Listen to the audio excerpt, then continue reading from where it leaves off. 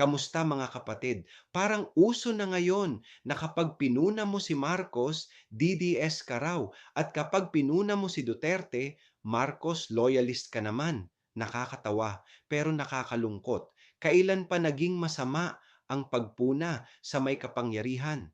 Ang pagpuna ay hindi pagiging kalaban, kundi pagiging mulat. Ang tunay na mamamayan, hindi bulag na tagahanga.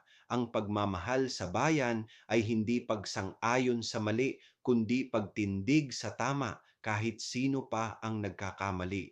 Ang demokrasya, hindi lamang karapatang pumili tuwing eleksyon, kundi ang kalayaang magsalita at maningil ng pananagutan.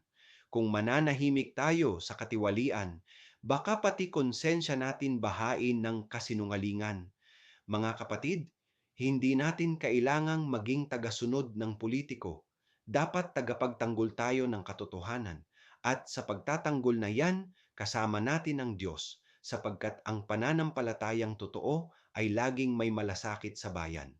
Ako si Padre Jesse Galilea, may pusong Pinoy, kasama mo sa pananalig at pakikibakang panlipunan. Hanggang sa muli mga kapatid.